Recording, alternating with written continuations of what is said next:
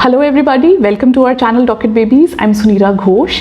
सो parents, ये video है about ear piercing.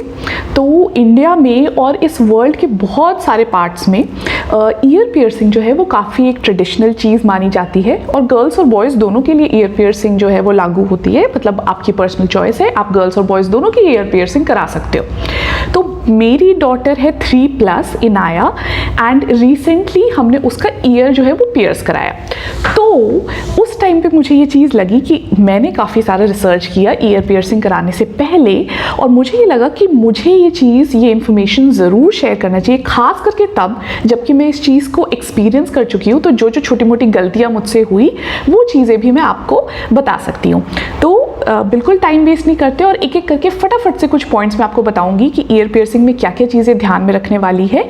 इसके अलावा हम वीडियो भी दिखाएंगे आपको इनाया की ईयर पियर्सिंग का। तो चलिए इस वीडियो को शुरू करते हैं।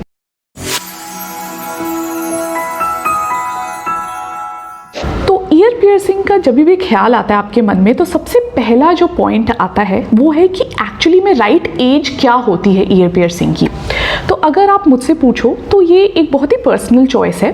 तो हमारा ये पर्सनल डिसीजन था कि हम इनाया का ईयर पियर्स तब कराएं जब हमें लगता है कि वो इस चीज़ को समझ पा रही है कि एक्चुअली उसके साथ क्या होने वाला है एंड वो इस डिसीजन को सपोर्ट करती है। क्योंकि आजकल के ज़माने में मुझे लगता है कि बच्चे बहुत जल्दी समझदार होने लगते हैं और मुझे ऐसा लगता है कि अगर हम उनके डिसीजन को रिस्पेक्ट करेंगे तो वो ज़्यादा अच्छा एक ऑप्शन होता है। तो इनाया वॉज वेरी एक्साइटेड, मतलब literally very excited to get her ear pierced and उससे कोई भी चीज़ छुपाई नहीं गई थी। मैंने उसको अच्छे से एक्सप्लेन किया था कि इनाया इसमें आपको होल हो कराया जाएगा तो आपको जितना दर्द एक इंजेक्शन लेने में होता है उतना अराउंड दर्द होगा एंड उसके बाद आपका ईयर जो है वो पियर्स हो जाएगा। तो आप जैसे मम्मा के ईयर पियर्स्ड है वैसा आपका लगेगा। She was very happy with the decision and उसको बिल्कुल ईयर पियर्स कराना था। तो this is the age criteria. तो पहला सवाल था कि एज क्या होना चाहिए। तो मैंने आपको बता दिया कि कोई स्पेसिफिक एज नहीं है, लेकिन इट्स बेटर कि आप बच्चे के डिसीजन के हिसाब से जाएं और बहुत ज़्यादा ओल्डर एज का वेट मत करिए क्योंकि जैसे जैसे एज बढ़ती जाती है वैसे वैसे पियर्स कराना भी थोड़ा टफ हो जाता है और हीलिंग कैपेबिलिटी जो होती है वो भी थोड़ी कम हो जाती है। तो उस टाइम पे थोड़ा पस वस आने के चांसेस जो है वो ज़्यादा हो जाते हैं एज़ कम्पेयर टू अगर आप यंग एज में पियर्स करा देते हो। सेकेंड चीज़ आती है कि आपको किन चीज़ों का ध्यान रखना चाहिए बिफोर आप बच्चे का जो ईयर है वो पियर्स कराएंगे। तो पहली चीज़ वही सेम कि बच्चा जो है वो बहुत ना ज़्यादा यंग हो ना ज़्यादा ओल्ड हो। मेरे ख्याल से जो बीच का एज होता है वो बिल्कुल परफेक्ट होता है। 3 साल 4 साल 5 साल तक के बच्चे का एज परफेक्ट होता है ईयर पियर्सिंग के लिए क्योंकि हीलिंग पावर ज़्यादा होती है उस केस में और सॉफ्ट होता है काफ़ी स्किन, तो पियर्सिंग करना भी आसान होता है। तो सबसे पहला फैक्टर हो गया एज का। Second factor to keep in mind is कि जो मुझे मैंने उस टाइम नहीं फॉलो किया था लेकिन मुझे लगा कि बाद में कि हाँ ये चीज़ फॉलो करनी चाहिए, वो है कि आप बच्चे को उस टाइम पे जो कपड़े पहना रहे, खास करके जैसे इनाया 3 साल की है तो हम ही उसको जनरली चेंज कराते हैं। वो थोड़ा बहुत कर लेती है बट हम उसको कपड़े चेंज कराते हैं। तो उस टाइम पे बच्चों को बटन वाले कपड़े पहनाइए ताकि जब पियर्स करा के बच्चा आता है तो उसका जो ईयर्स है वो काफ़ी सेंसिटिव हो जाता है और उस टाइम पे अगर आप कपड़े वपड़े चेंज कराओगे और गलती से भी थोड़ा सा खींचेगा तो उसको बहुत ज़्यादा पेन होगा। तो बटन वाले कपड़े पहनाओ। तीसरी चीज़, जब आप ईयर पियर्सिंग के लिए जा रहे हो तो कोशिश करके बच्चे के लिए कोई स्नैक्स जो उसको पसंद हो या फिर कोई बुक या फिर कोई टॉय, एनीथिंग जो कि बच्चे को बहुत पसंद हो वो आप ज़रूर रखिएगा। वो एक डिस्ट्रैक्शन में हेल्प करता है क्योंकि जनरली फर्स्ट ईयर जो है वो पियर्स ईजिली हो जाता है और सेकेंड वाले में बच्चा थोड़ा घबरा जाता है क्योंकि उसे थोड़ा बहुत आइडिया लग जाता है कि उसको अब कितना दर्द होगा। आपके मन में आएगी वो है कि क्या मेटल यूज़ कर सकते हैं पियर्सिंग के लिए। तो जनरली 2 टाइप्स के मटेरियल्स यूज़ होते हैं। पहला होता है सिल्वर और दूसरा होता है 22 कैरेट गोल्ड। तो both the things are hypoallergic, मतलब दोनों में से किसी से एलर्जिक रिएक्शन नहीं होता है। तो बोथ आर सेफ, बस स्टरलाइज्ड मटेरियल यूज़ हो, इस चीज़ का आपको ध्यान देना है। सवाल जो आपके मन में आएगा वो है कि आखिर हम पियर्सिंग करवाए कहाँ। तो जनरली दो ऑप्शंस होते हैं, पहला होता है हॉस्पिटल और दूसरा होता है एक ज्वेलर। तो आप जो आपके नॉर्मल पीडियाट्रिशियन है जिनके पास आप जाते हैं उनसे आप एक बार कंसल्ट कर सकते हैं कि क्या वो पियर्सिंग करते हैं, और अगर नहीं तो वो किसी को अगर मतलब हमें कुछ सजेशन दे सकते हैं कि हम कहाँ जाएं, और नहीं तो फिर आप ज्वेलर के पास भी जा सकते हैं। तो ज्वेलर के पास जाने में किसी अच्छे रिनाउंड शॉप पे ही जाइए, और दूसरी चीज़ कि इफ़ पॉसिबल तो अपने फ्रेंड्स से या फिर जो नोन रिलेटिव्स हैं उनसे अगर आप थोड़ा सा एक्सपीरियंस्ड गाइडेंस ले सकते हैं, क्योंकि बहुत लोग बहुत जगह जाते हैं और ऑब्वियसली एक्सपीरियंस मैटर करता है कि भाई यहाँ पे अच्छा होता है, यहाँ पे अच्छा नहीं होता है, तो उस हिसाब से आप थोड़ा एक्सपीरियंस लेके जा सकते हैं। नेक्स्ट सवाल आता है कि कौन सा मेथड फॉलो किया जाए पियर्सिंग के लिए। तो दो टाइप के मेथड्स नॉर्मली यूज़ किए जाते हैं। पहला होता है gun shot method. Gun shot method में एक गन यूज़ की जाती है और उससे पियर्सिंग होती है। ये यूजुअली काफ़ी फास्ट और थोड़ा लेस पेनफुल मेथड होता है।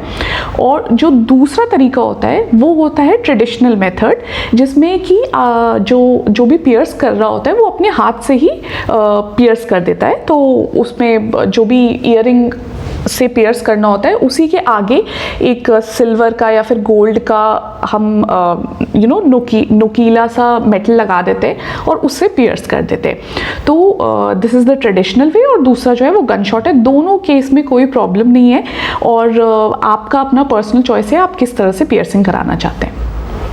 क्योंकि मैंने बहुत सारी चीज़ें रिसर्च की इस पर, तो नेक्स्ट चीज़ जो मैंने ढूंढा वो मुझे लगा कि आखिर किस टाइप के ईयरिंग्स पहनने चाहिए। तो नॉर्मली जब आप पियर्स कराते हो तो आपके पास बहुत सारे ऑप्शंस होते हैं। नॉर्मली बहुत सारे लोग जैसे नीम की काठी भी डलवा लेते हैं, और बहुत सारे लोग जो है ना वो गोल्ड का जो एक बिल्कुल तार जैसा होता है वो डलवाते हैं। तो मेरा जब बचपन में पियर्सिंग हुआ था फर्स्ट टाइम, तो मेरा वो गोल्डन तार ही था जो मैंने काफ़ी दिन तक पहना था।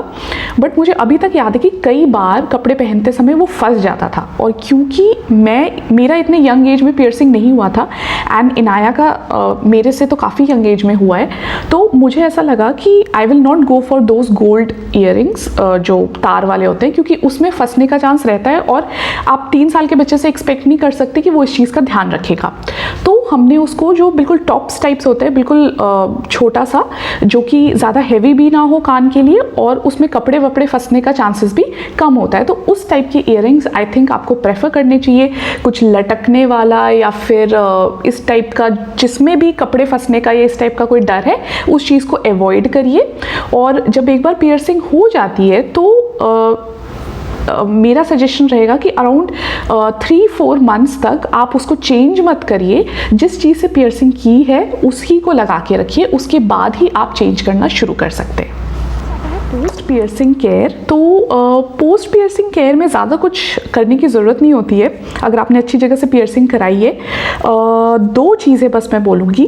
पहली चीज़ कि स्टार्टिंग के 1 और 2 वीक्स आपको कुछ नहीं करना है, थोड़ा सा पानी जो है उसको गर्म करना है और उसमें थोड़ा सा सॉल्ट, तो बेसिकली सलाइन वाटर आपको बना देना है। उसमें कॉटन को डिप करना है और वो जो एरिया है उसको क्लीन करना है, रब नहीं करना है, सिर्फ क्लीन करना है, ताकि कुछ भी गंदा डर्ट वगैरह जो है वहाँ पे हो तो वो साफ़ हो जाए। तो पहली चीज़ ये करनी है। दूसरी चीज़, उस ईयरिंग को धीरे धीरे, मतलब पहले 2 दिन चाहे आप ना छुएं क्योंकि काफ़ी ज़्यादा सेंसिटिविटी होती है, उसके बाद आपको हल्का बस या तो उसको रोटेट कर दो या फिर आगे पीछे कर दो। तो बेसिकली हमें ये चीज़ का ध्यान रखना है कि क्या होता है कि होल बंद होने की कोशिश करने लगता है फिर से, और उस टाइम पे क्या होता है कि जो स्किन है वो उसके ईयरिंग के साथ चिपक जाती है, तो प्रॉब्लम हो जाती है। तो इसलिए आपको इसको हिलाते रहना है ताकि होल जो है वो बना रहे। तो ये 2 चीज़ें आपको पोस्ट पियर्सिंग के बाद करनी पड़ेगी। Last but not the least is about infections. तो नॉर्मली अगर आप सारे प्रिकॉशंस लेके पियर्सिंग अच्छी जगह से कराओगे तो आपको इसमें कोई प्रॉब्लम नहीं आएगी। लेकिन स्टिल अगर स्वेलिंग जो है या फिर रेडनेस जो है वो even after 2 days of piercing आपको दिख रही है, या फिर पस आ रहा है, या फिर फीवर आने लगा है, तो एक बार आपको डॉक्टर से कंसल्ट कराना पड़ेगा। क्योंकि वर्स्ट केस में जब बहुत ज़्यादा इन्फेक्शन बढ़ जाता है तो कई बार ईयरिंग निकलवानी पड़ती है और उस होल को बंद करवाना पड़ता है। तो बेसिकली आपको इस चीज़ का ध्यान रखना है कि आप सही जगह पे जाएं और प्रिकॉशंस के साथ पियर्सिंग कराएं, तो फिर इस चीज़ के बारे में आपको सोचने की ज़रूरत ही नहीं पड़ेगी, बट स्टिल मैं आपको बता रही हूँ कि कब आपको डॉक्टर को विजिट करना पड़ेगा।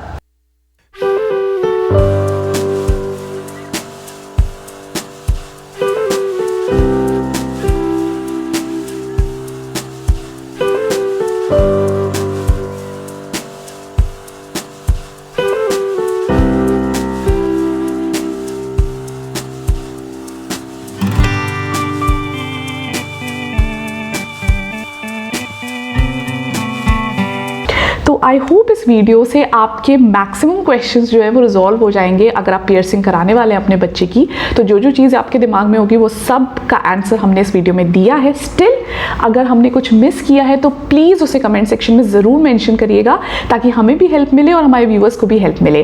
अगर आपको वीडियो अच्छा लगा तो लाइक बटन पर क्लिक करिएगा, सब्सक्राइब करिएगा हमारे चैनल को और इन्जॉय करिए इस हैप्पी वर्ल्ड ऑफ पेरेंटिंग को। Talk it baby rocks, bye bye.